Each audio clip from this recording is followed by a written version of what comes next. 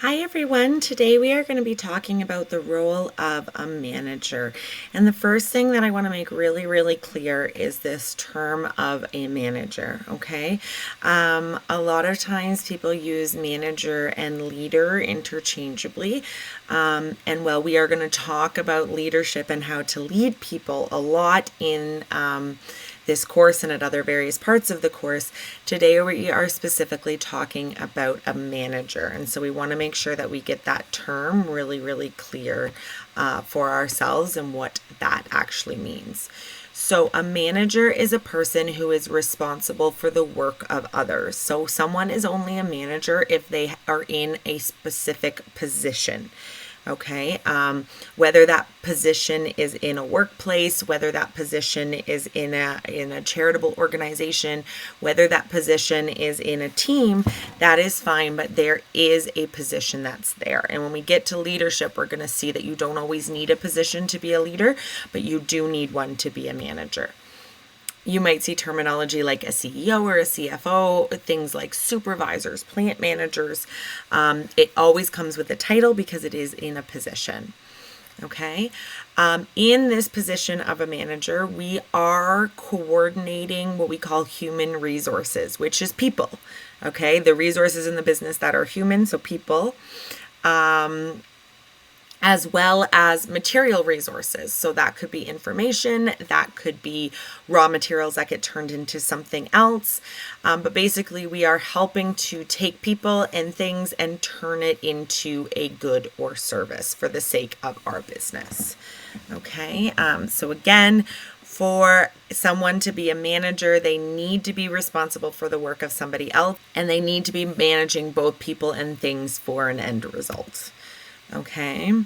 A manager is responsible for obtaining the highest level of performance from these individuals, as well as using those materials in an effective way to get as much as possible by using as little as possible. Okay. So this is where terminology like efficiency is going to come out. So, an organization, just to clarify that for you, is a collection of people working together to achieve a common purpose. So if we say that a manager is a part of an organization or a group of people working towards a common purpose, where the purpose might be to create a good or service, okay, where we are going to divide labor into different tasks assigned to different people. And there's going to be some hierarchy, which is leveling of authority. So some people in an organization are going to have a higher ability to make decisions than some of the people below them. They might be able to make some decisions, but not all of those decisions. Okay, so for something to be an organization, you'll notice here it doesn't say anything about profit. It doesn't say anything about ownership. All we're talking about is a collection of people working towards a common purpose, creating something by dividing up labor and having some different people of authority in it. And when we talk about it that way, some organizations, yes, are definitely businesses that you might know of, like McDonald's or Tim Hortons or Walmart. Okay, but it could also be a sports team. Okay, we are trying to produce something that is a result, that is a championship. We are organizing a group of people towards a common purpose. Okay, and some people have more decision-making ability than other people. That sounds about right to me. We also it might be your family, depending how your family is set up. Again, a group of people working towards a common purpose, whatever that purpose is, everybody's happiness. And again, where there's somebody that has a little bit more of an ability to make decisions in your household, it could be there. So even though we use the word organizations to generally describe businesses, and therefore we think of managers as people who run businesses, remember when we use those terminologies as an organization, it could be anything where there is that common purpose and those three characteristics. And then a manager is somebody that is coordinating those people within an organization. All right. When we talk about managers, there's lots of different levels and there's lots of different types. Okay. So we're going to go through them now, and then I'm going to give you some examples to make sure that we are understanding. So when we talk about levels, I want you to literally think of it almost like a tree. We are going up and we are going down. All right. When we talk about up and down, we generally think of people at the top as having the most power and the most decision-making ability. And then as we go down, there's less and less of that. So when we talk about upper management, the people at the very top of an organization, okay, they are generally establishing our overall objectives. So they're going to get to be the ones that say our goal as an organization is to win the state championship, is to make a certain amount of profit, is to feed a certain number of people, is to whatever that objective is going to be. Okay. Their focus is going to be looking out at the world. Okay. So if we are talking about like a for-profit business, these are going to be our CEOs, okay? So they are saying overall, we are trying to increase sales. But then instead of necessarily looking at the business, they're going to be looking around them, okay? What is going on in the world around us? How can we change? How can we adapt? How can we avoid things that might harm us in a negative way? So their goal is to look out at the world around them. Okay, some titles that you might see, I mentioned CEO, operations COOs, and then again some VPs, whether it's marketing or human resources. This is generally going to be the top manager in any sort of like division that exists, as well as our top overall, depending how big an organization is. Okay. If we're not talking about a business, then this would be like a head coach of a team or an organization or something like that. All right. Our middle management, okay, they are going to take that main goal that upper management has given them. We want to increase sales. We want to feed more people. And they are going to what we call interpret it. They are going to figure out how we are going to actually do it. So when they hear get more sales, they might then say, okay, we need to run a marketing campaign. We need to bring on more salespeople. We need to up production. They're going to make this big long list of things that need to happen in order to meet that goal. And then they are going to take that information and feed it to our lower managers. And our lower managers are going to be the ones that implement it. Okay, so middle management, even though it is a management position, it very much is a decision-making position, okay? We are taking this overall objective and we are figuring out how to do it, and we are sending those directions off to other managers, okay? So these could be department heads, these could be plant managers, these could be human resource directors, depending how the organization is set up, okay? Lower management, even if middle management doesn't exist, somebody is considered lower management if they are leading employees. Okay, so people that are not considered managers in an organization, they are just employees. They are the ones that are producing the goods. They are the ones that are cleaning the shop. They are the ones that are working for the organization, and they are not leading people in any capacity. They're not considered a manager. The person that leads them, that first level of supervision of employees, is always called lower management. Okay, and that is the key for it. So we can identify upper management because they are making that overall directive and looking at the world around them. We can identify lower management because they are working with the employees. And then some organizations have that middle manager who is just interpreting one and passing information to the other. Okay, these are generally called supervisors or team managers or assistant managers, the ones that are working day in and day out with the employees and helping to motivate them to get the things done that we need to get done. All right, so those are our levels of management, okay? Separate from that are the types of managers. So you would identify for someone what level of management they are at, but you would also, it's not a one or the other, you would also have them being some of these types of managers. So the first category that we look at is if a manager is a line manager or a staff manager. All right.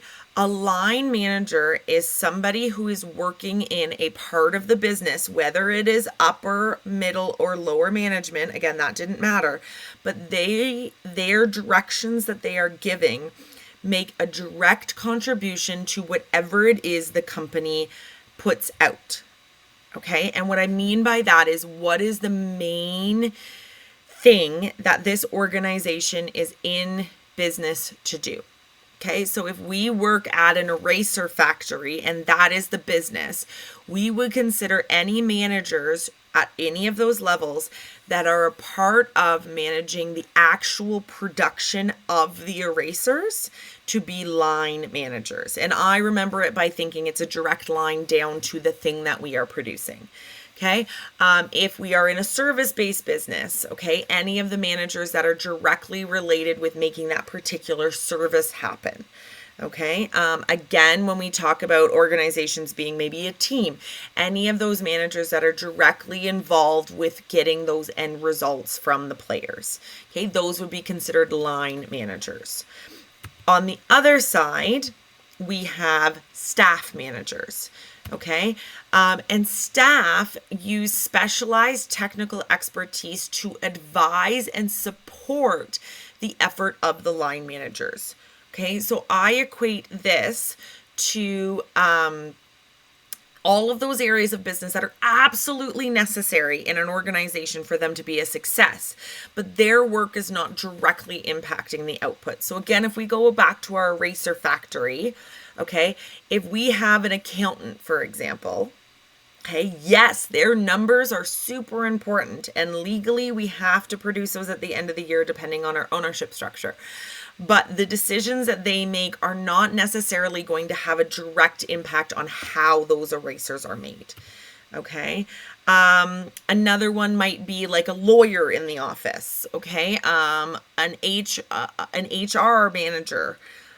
Similarly. Okay. So they are dealing with the things that happen in an organization and some of the people that might have a direct impact on it, but it's not that direct line to, are we making more or less erasers, or how are we going about producing those erasers? All right. So we have our levels. They can either be line or staff. And then the next category that we're going to look at is functional or general. All right. So a functional manager is somebody that is responsible for a singular area of activity. Lots of businesses are set up this way where they will have a functional manager.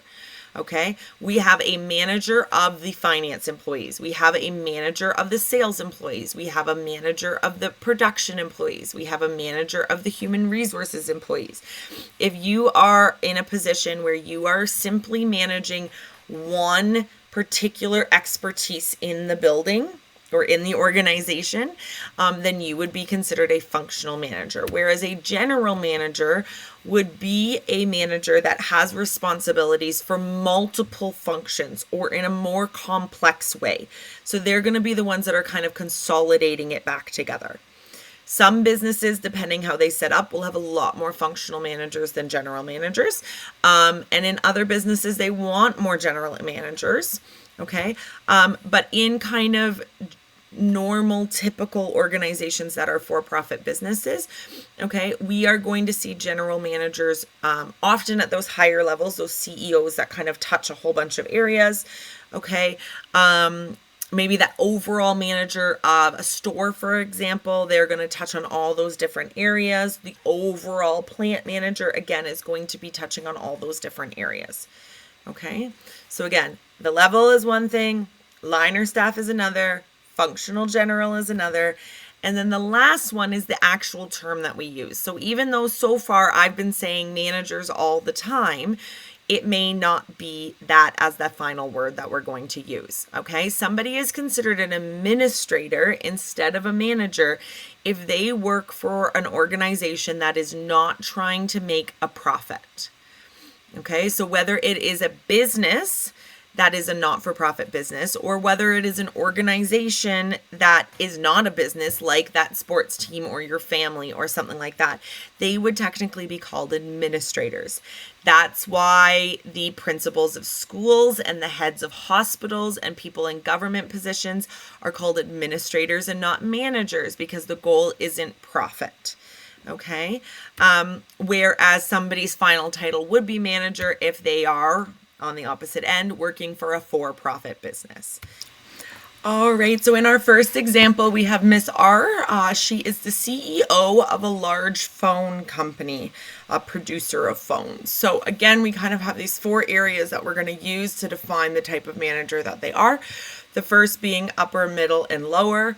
Okay, and this one we kind of have to understand what that word CEO means, Chief Executive Officer. They are the person that creates the vision for the organization. They are the very top of the structure, so they are going to be upper management.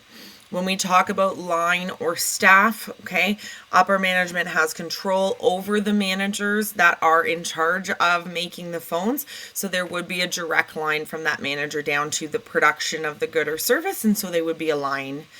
Okay. When we talk about functional or general, no, they're not in charge of just one small specific area of the organization. They're in charge of lots of different ones. So it would be general. And a large phone company, we're assuming this is a for-profit business. We generally assume that unless told otherwise. So it would be a manager. So Miss R would be an upper line general manager, would be how they'd be defined. All right, in the next situation here, Mr. C is the supervisor of an assembly line at a car company. He guides the employees who make the cars that the company sells. All right, so he is guiding employees. He's working directly with individuals who are not managers. So this right away tells us that he is a lower manager. When we talk about line or staff, he is dealing with the employees who are making the item that the company sells. So this is going to be line. When we talk about functional or general, it's specifically the supervisor of an assembly line of the cars. So it's one area. It's the production of the cars. So this would be a functional area. And then a car manufacturer, again, unless it says otherwise, we assume it's for profit and therefore a manager. So a lower level line functional manager. All right, mix B, they are the head of the accounting department at a chip company. So they make like chips that you eat. They take direction from the CEO and then they advise lower management how to proceed with their departments. All right, so again, for our levels, they're taking direction from somebody above us, so they're not at the very top, and then they're giving direction to a lower manager, so this puts them as a middle manager. Okay, they are the head of the accounting department. This makes them a staff manager because that is not a direct line down to production. This is an area of the business that assists the business to run. When we talk about functional or general, they are only dealing with one functional area, that is accounting, so they are a functional manager. And again, we're assuming this business is for profit, which would make them a middle staff functional manager. Okay. Miss C is the principal of Jacob Hespeler Secondary School. She takes direction from the superintendents and supervises teachers in doing their job. All right, teachers are kind of those employees. They're not in charge of anybody. So if she is supervising the employees, then she would be a lower manager. Okay. When we talk about this business being a school, the main thing that we're talking about is education. She has a direct line to the teachers that are providing the education, the service that the business does. So it is a line. When we talk about functional or general, okay, if you know principals, they touch on all the different areas of a business. So this is going to be general. And a school is a not-for-profit organization, so they are an administrator, not a manager. So she would be a lower line general administrator. All right. So hopefully this makes sense. Make sure you've taken down notes on those different categories so that you're able to make those definitions. Okay. One more. We have Mr. P. He is the marketing supervisor. He works with and gives directions to employees making the advertisements for Coca-Cola. So again, working with the employees, this is going to be a lower level. Okay.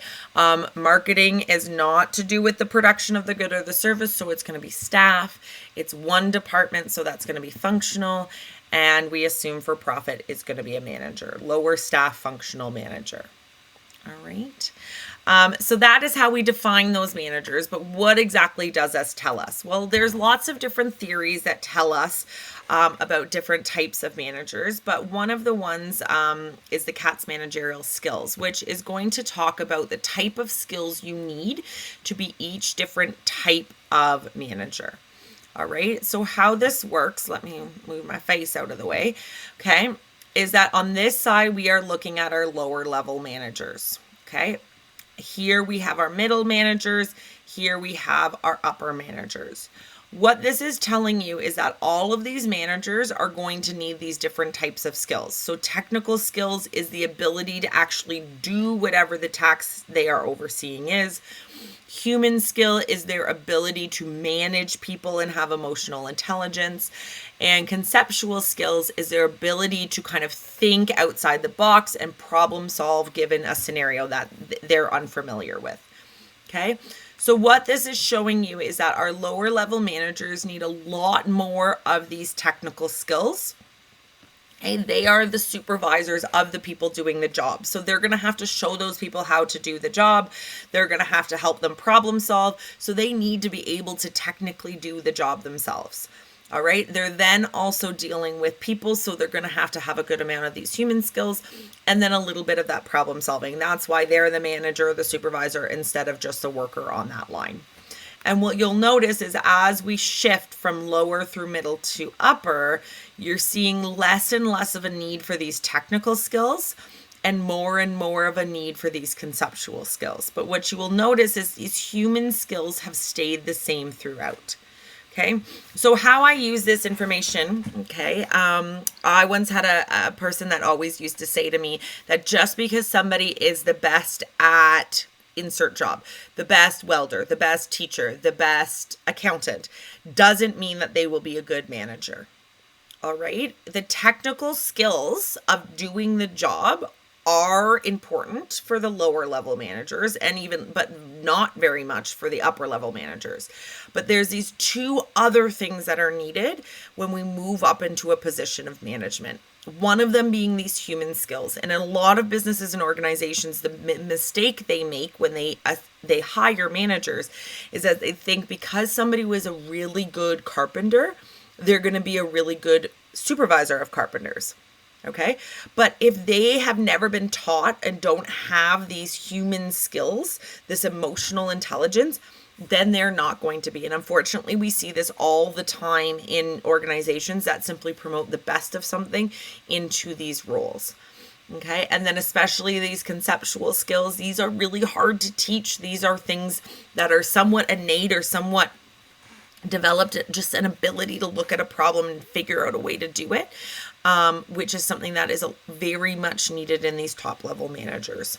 All right. So yeah, we need to have some of those understanding, those abilities. That's generally why we see managers progress through a business, but we need to be developing these top level skills, or else they're not going to be able to be successful. All right. And then the next thing when we talk about managers, so we've defined them, we've briefly looked at some of the skills that they need depending on their role. And then the last thing we're going to talk about is the functions of management. So somebody that is in a position of management and all of the people that are in a position of management, that job that they are doing is going to be divided into kind of 4 different categories.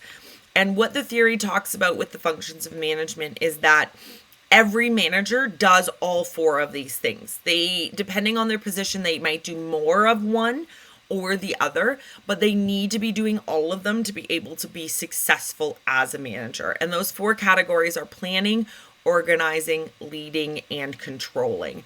And the rest of our course is going to be based out of these 4 functions of management. So we are going to spend time learning about each of these functions because that is what this course is looking at, right? How is somebody going to be a manager and successfully be a manager? And so they need to be able to do these 4 things. To help you better understand, at least at the beginning point, what these look like and how they might be different from each other, there's a really great video on YouTube that I'm going to suggest that you watch. I'll put the link. Okay. She walks us through really clearly what these 4 functions look like. And then, as I mentioned in our future lessons, we're going to dive into these a little bit deeper. All right. So that's our introduction to managers and management.